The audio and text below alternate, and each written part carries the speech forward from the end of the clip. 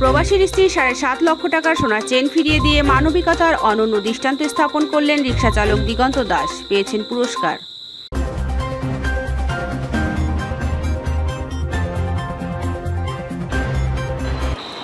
ঝিনাইদহে প্রবাসীর স্ত্রীর ৭.৫ লক্ষ টাকার সোনার চেন ফিরিয়ে দিয়ে মানবিকতার অনন্য দৃষ্টান্ত স্থাপন করেছে অভাবী রিকশা চালক দিগন্ত দাস। এজন্য ভালো, আমি ওইসব জিনিস রাখতে চাইলাম, ওই জিনিসটা কয়দিন বাঁচাবে তার জিনিসটা দিলাম, মনের ভিতরে ভালো লাগলো, সে পেলো, সেও খুশি হয়েছে। তার জিনিসগুলো রাখা আমার ছিল না, তার কালকের থেকে আমি খুঁজে বেড়াইছি দেওয়ার জন্য।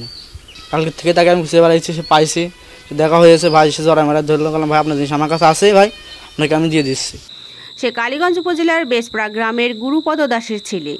চাল চুলাহীন ভাড়াটিয়া আরপাড়া গ্রামের প্রতিবন্ধী বাবা ও পাগলি মা ও 2 ভাইয়ের সংসারে তিনি একমাত্র উপার্জনক্ষম ব্যক্তি।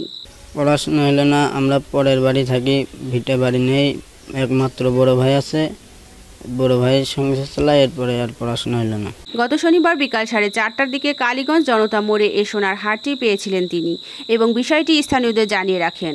কাছে একটা জিনিস পাইছি, দেখাইলো, তা আমি বললাম এই জিনিসটা ভালো জিনিস, এইটা রেখে থিয়ন সন্ধান হবে না।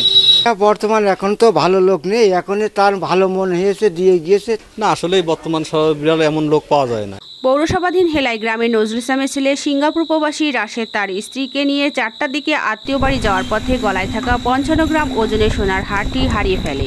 এটা আমার ফ্যামিলি সহকারে আত্মীয় বাড়ি যাচ্ছিলাম, সেই সময় আমার পরিবারের গলার থেকে আর কি এটা পড়ে গেছে। দিশেহারা পরিবারটি মাইকিং সহ বিভিন্ন প্রচারণা করতে থাকে। পরদিন রবিবার দিগন্ত দাস জানতে পেরে পরিবারের কাছে দামি সোনার হারটি হস্তান্তর করে। কালকে অনেক মানুষের কাছে শুনছি, খোঁজাখুঁজি করছি, কিন্তু তার সাথে দেখা হয় নাই। আজকে মাইকিং করার পরে আর কি কিছু মানুষ বলে যে অমুকজন পাইছে।